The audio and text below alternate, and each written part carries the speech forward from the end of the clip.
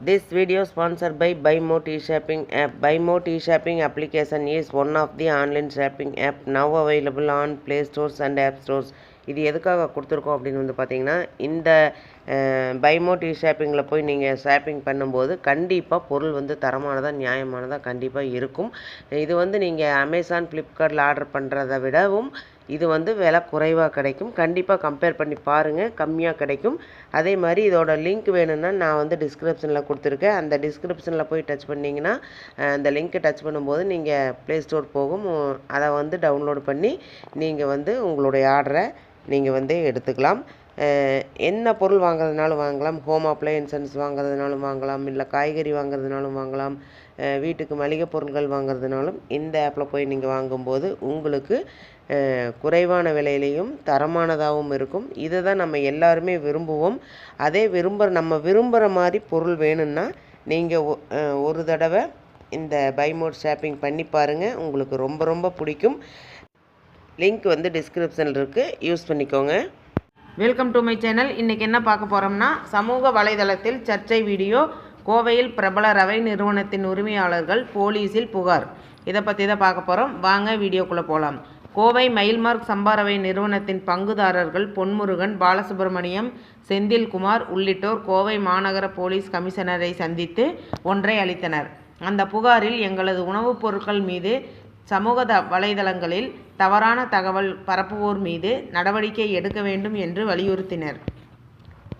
கோவை மைல்மார்க் சம்பா ரவை நிறுவனத்தின் உரிமையாளர்களான பொன்முருகன், பாலசுப்ரமணியம், செந்தில்குமார் உள்ளிட்டோர் கோவை மாநகர போலீஸ் கமிஷனரை சந்தித்து புகார் மனு ஒன்றை நேற்று அளித்தனர். அந்த புகார் மனுவில் கோவையை தலைமையிடமாக கொண்டு செயல்பட்டு வரும் வன்னியராஜன் அண்ட் சன்ஸ் நிறுவனத்தில் மைல்மார்க் என்ற பிராண்ட் பெயரில் உணவுப் பொருட்கள் தயாரிக்கப்பட்டு விற்பனை செய்து வருகிறோம். கடந்த 60 வருடங்களுக்கு மேலாக 3 தலைமுறைகளாக பருப்பு வகைகள், சம்பா ரவை, சேமியா உள்ளிட்ட பல்வேறு உணவுப் பொருட்களை தயாரித்து நாங்கள் விற்பனை செய்து வருகிறோம். கடந்த சில மாதங்களாக எங்களது தயாரிப்புகளில் விவசாயிகள் பயன்படுத்தும் பூச்சிக்கொல்லி மருந்துகள், வேதிப்பொருட்கள் கலப்படம் செய்து இருப்பதாக ஆதாரமே இல்லாத தவறான தகவல்கள் சிலர் சமூக ஊடகங்களில் பரப்பி வருகின்றனர். கோவையை சேர்ந்த ரவிகாந்த் என்பவர் தவறான தகவல்கள் அடிப்படையில் எங்கள் நிறுவனத்தின் மீது அவதூறு பரப்பி வருகிறார். குறிப்பாக கடந்த சில நாட்களாக வேறு சில சேனல்களில் இருந்து எடுக்கப்பட்ட வீடியோக்களை வைத்து எங்களது நிறுவன தயாரிப்புகளை சேர்த்து பொய்யான தகவல்களை சிலர் திட்டமிட்டு பரப்பி வருகின்றனர். எங்களது உணவுப் பொருட்கள் அனைத்தும் ஒவ்வொரு மணி நேரத்திற்கும் தரம் பரிசோதிக்கப்படுகிறது. மக்களிடம் இந்த தகவல் ஒருவித பயத்தை உருவாக்கி வருகிறது. எங்களது நிறுவன தயாரிப்புகள் குறித்து அவதூறு பரப்பும் விதமாக தகவல்களை கோவையில் புதிதாக துவக்கியுள்ள ஒரு நிறுவனத்தை சேர்ந்தவர்கள் பரப்பி வருகிறார்கள். இவ்வாறு புகாரில் கூறினார்கள். இது பற்றி செய்தியாளர்களிடம் பேசிய அவர்கள், எங்கள் நிறுவனம் பற்றி பொய்யான தகவல்களை பரப்பிய நபர் மீது உரிய நடவடிக்கை எடுக்கப்படும். எங்களது நிறுவன தயாரிப்புகள் எந்தவித கலப்படமும் இல்லாதது. நாங்கள் தினமும் அந்த உணவை தான் சாப்பிட்டு வருகிறோம். கடந்த 60 ஆண்டுகளில் எங்களது நிறுவனம் மீது எந்த ஒரு புகாரும் கிடையாது.